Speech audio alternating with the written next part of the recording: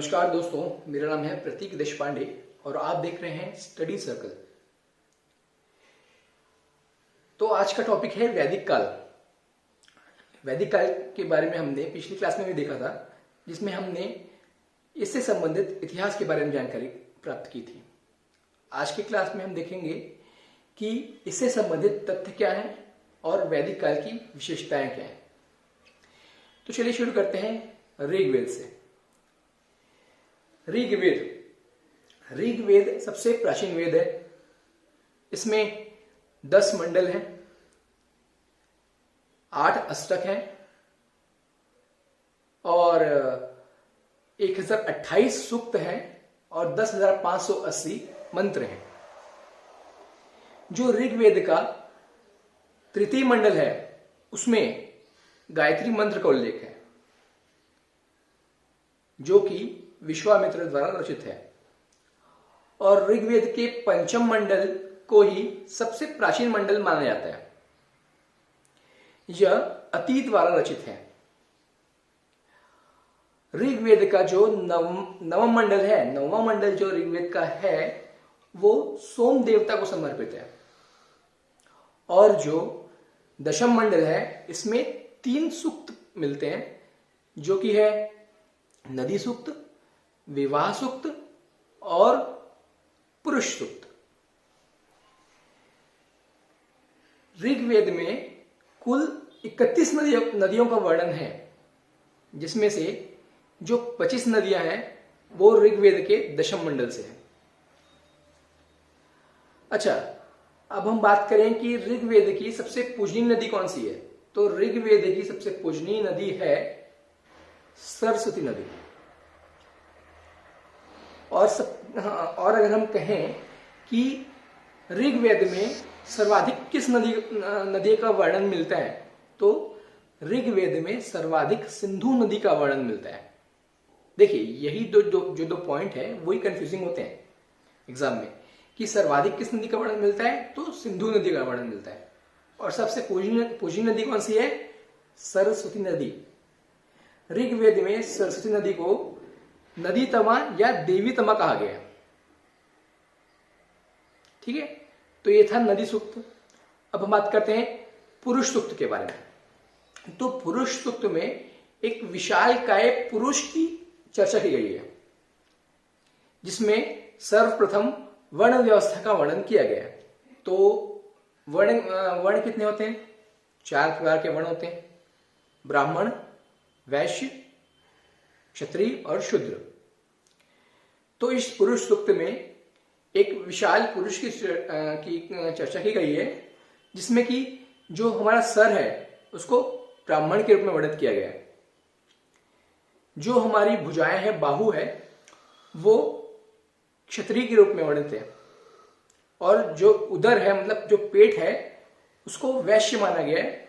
और जो पैर है उसको शूद्र माना गया है। तो ये थी वर्ण व्यवस्था, जिसका सर्वप्रथम उल्लेख ऋग्वेद में मिलता है। आपको याद होगा कि मैंने पिछले क्लास में बताया था कि जो वैदिक साहित्य है वो कौन से हैं? वेद है, अरण्यक है, ब्राह्मण ग्रंथ है और उपनिषद है। तो ऋग्वेद के कितने ब्राह्मण ग्रंथ हैं? ऋग्वेद में 2 ब्राह्मण ग्रंथ हैं। एक है ऐत्रेय ब्राह्मण, दूसरा है कौशितकी ब्राह्मण। जो ऐत्रेय ब्राह्मण है उसकी रचना महिदास ऋषि द्वारा की गई थी, और जो कौशितकी ब्राह्मण ग्रंथ है उसकी रचना कृषितक नामक ऋषि ने की थी। ये जो कौशितकी ब्राह्मण ग्रंथ है, इसे ही संख्यान ब्राह्मण ग्रंथ भी कहा जाता है। ऐत्रेय ब्राह्मण ग्रंथ में पृथ्वी को एक विशाल समुद्र द्वारा घिरा हुआ बताया गया है।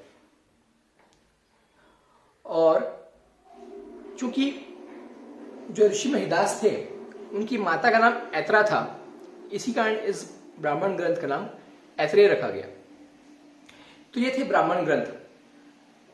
तो ऋग्वेद के 2 ब्राह्मण ग्रंथ हैं, एक है ऐत्रेय, दूसरा है कौशितकी। चलिए बात करते हैं अरण्यक के बारे में। ऋग्वेद के कितने अरण्यक हैं?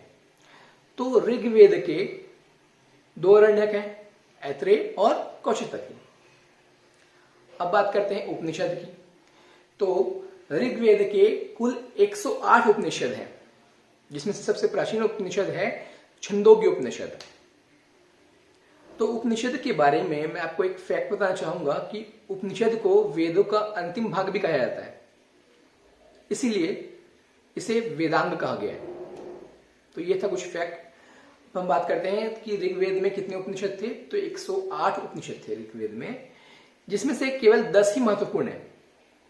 कौन से हैं मैं आपको वो यही याद करा देता हूं, ठीक है। तो कौन से उपनिषद हैं 10 महत्वपूर्ण, वो देखते हैं।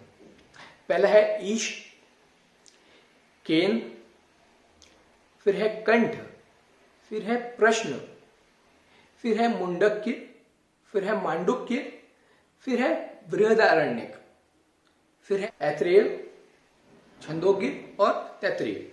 जो छंदोग्य उपनिषद है उसे ही सबसे प्राचीन उपनिषद माना जाता है, और जो मुंडक उपनिषद है उसी से ही सत्यमेव जयते लिया गया है। तो ये थे ऋग्वेद से संबंधित कुछ फैक्ट। अब हम बात करेंगे सामवेद के बारे में। तो चलिए बात करते हैं सामवेद की। साम का अर्थ होता है गायन। तो सामवेद में संगीत के स्वरों का उल्लेख है, संगीत के सुरों का उल्लेख है। अब कुछ फैक्ट के बारे में बात करें तो सामवेद में कुल 1549 मंत्र हैं, जिसमें से 75 जो हैं वो मूल मंत्र हैं और 1474 मंत्र जो हैं वो ऋग्वेद से ही रखे गए हैं। जो सामवेद हैं वो 3 प्रकार के होते हैं। एक है कौथुम, दूसरा है राणायनीय और तीसरा है जैमिनीय। अगर हम ब्राह्मण ग्रंथ के बारे में बात करें तो ब्राह्मण ग्रंथ इसमें 2 प्रकार के हैं। एक है तांडिव और दूसरा है जैमिनीय। जो तांडिव ब्राह्मण ग्रंथ है वो सामवेद का सबसे बड़ा ब्राह्मण ग्रंथ है, इसलिए इसे महाब्राह्मण ग्रंथ भी कहा जाता है। इसके अलावा इसे पंचविश भी कहा जाता है, क्योंकि यह ब्राह्मण ग्रंथ 25 अध्यायों में विभाजित है। हम बात करें जैमिनी ब्राह्मण ग्रंथ की, तो इसमें यज्ञ संबंधी कर्म कांडों का वर्णन मिलता है। तो चलिए बात करते हैं अरण्यक की। यदि हम सामवेद के अरण्यक की बात करें तो सामवेद में 2 अरण्यक हैं। एक है जैमिनी अरण्यक और एक है छंदोग्य अरण्यक। अब हम बात करें उपनिषद की तो सबसे प्राचीनतम है छंदोग्य उपनिषद,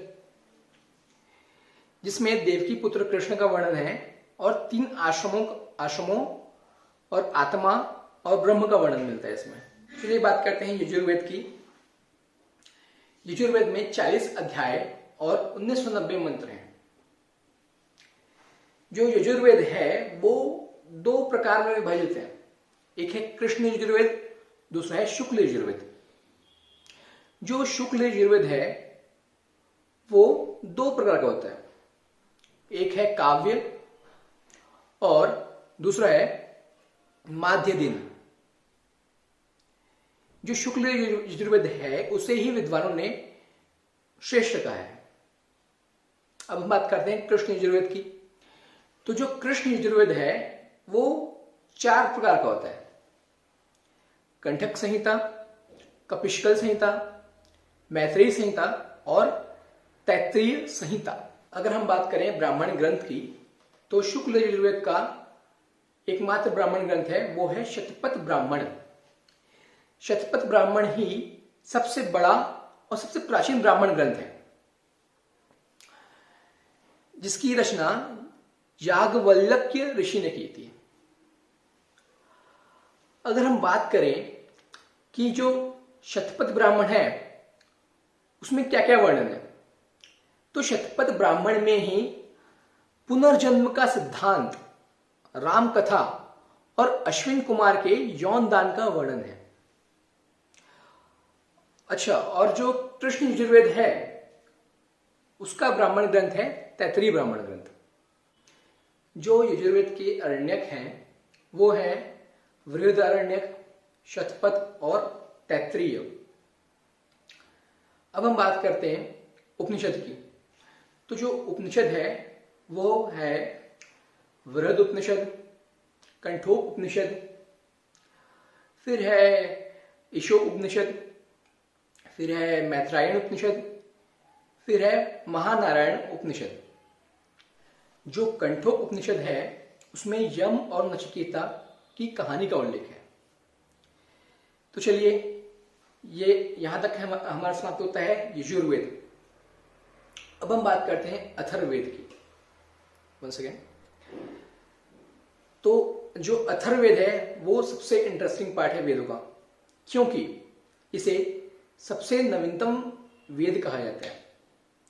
जो मैंने आपको पहले ही बताया था कि जो ऋग्वेद है, यजुर्वेद है और सामवेद है, इसे वेद त्रयी कहा जाता है, जबकि जो अथर्ववेद है वो सबसे नवीनतम वेद है, क्योंकि उसमें जादू, वशीकरण, प्रेम विवाह आदि बातों का वर्णन है।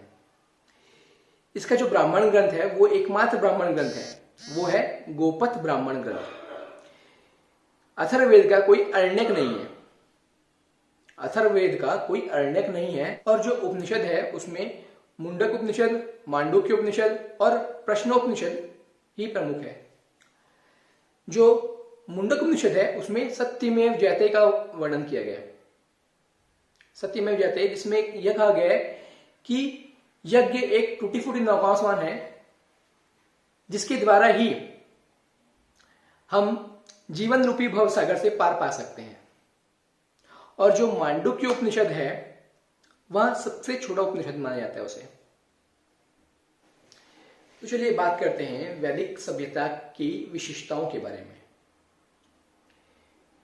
जो वैदिक काल है वो मुख्यतः दो भागों में बांटा जाता है। एक है ऋग्वैदिक काल और दूसरा है उत्तर वैदिक काल। मतलब जिस काल में ऋग्वेद की रचना हुई वो है ऋग्वैदिक काल, और उसके बाद का काल उत्तर वैदिक काल। ऋग्वैदिक काल में आर्यों का जीवन कबीलाई था, मतलब कबीलों वाला था। तो इस काल में परिवार को गृह कहा जाता था, गृह या कुल कहा जाता था। कुल का जो मुखिया है वो कुलप होता था। बहुत सारे कुल मिलकर के एक ग्राम का निर्माण करते थे, जिस ग्राम के मुखिया को ग्रामणी कहा जाता था। और बहुत सारे ग्राम मिलकर के एक विश का निर्माण करते थे, जिसके मुखिया को विशपति कहा जाता था। और बहुत सारे विश मिलकर के एक जन का निर्माण करते थे, जिसका जो मुखिया है वो राजन या फिर राजा, जो सामान्य भाषा में कहें तो राजा कहलाता था।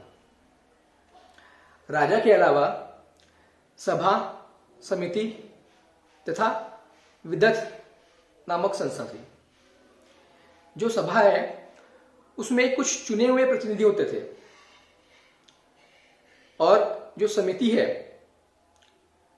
उसमें जो प्रतिनिधि होते थे वो राजा का चुनाव करते थे। और जो विदत है वो आर्यों की एक महत्वपूर्ण संस्था थी। अब हम बात करेंगे सामाजिक दशा के बारे में। तो ऋग्वैदिक काल जो है वो पितृसत्तात्मक था, मतलब वहां पे परिवार का मुखिया एक नर होता था। अगर हम बात करें कि स्त्रियों की दशा कैसे थी, तो स्त्रियों की दशा ऋग्वैदिक काल में बहुत अच्छी थी। मतलब बहुपति विवाह का प्रचलन था, विधवा पुनर्विवाह का प्रचलन था, सती प्रथा नहीं थी। इसका मतलब कि है कि जो ऋग्वैदिक काल है उसमें स्त्रियों की दशा बहुत ही अच्छी थी। अगर हम लोग आर्थिक दशा का वर्णन करें तो इनका प्रमुख व्यवसाय पशुपालन था। इन्हें लोहे का ज्ञान नहीं था, क्योंकि लोहे की प्राप्ति इस काल में नहीं हुई थी। और इस समय जो निष्क है, निष्क मतलब स्वर्ण आभूषण प्रचलित थे। अगर हम लोग धार्मिक व्यवस्था की बात करें तो इस समय इंद्र देवता इनके प्रमुख देवता थे। अब हम बात करते हैं उत्तर वैदिक काल की। तो उत्तर वैदिक काल में एक तो लोहे की प्राप्ति हुई, और उत्तर वैदिक काल में ही आर्यों का विस्तार संपूर्ण उत्तर भारत में हुआ। जो बहुत सारे जन हैं उनको मिलाकर के जनपद का निर्माण कराया गया। और यदि हम धार्मिक व्यवस्था की बात करें तो जो भगवान विष्णु हैं वो संरक्षण के देवता माने जाते थे और पशुओं के देवता रुद्र माने जाते थे। यदि हम सामाजिक दशा की बात करें तो इस काल में स्त्रियों की दशा में गिरावट प्रारंभ हुई, क्योंकि इन्हें सभा, समिति, यज्ञ आदि से दूर रखा गया। और इस काल में ही गोत्र व्यवस्था की शुरुआत हुई, लेकिन समगोत्री विवाह प्रतिबंधित किया गया। और इस काल में ही आश्रम व्यवस्था की शुरुआत हुई, मतलब ब्रह्मचर्य, फिर है गृहस्थाश्रम, फिर है वानप्रस्थाश्रम और है फिर संन्यास आश्रम। तो यह थी कुछ विशेषताएं वैदिक काल की। और इससे पहले हमने देखा कि प्रत्येक वेद में क्या क्या बातें लिखी हुई हैं। तो चलिए अब हम क्लास में ही खत्म करते हैं। अब हम मिलते हैं नई वीडियो में कुछ नए टॉपिक्स के साथ। तब तक के लिए बाय। और अगर आप इस चैनल से जुड़े हुए नहीं होंगे तो कृपया इस चैनल को सब्सक्राइब करें और इस वीडियो को लाइक करें। थैंक्स।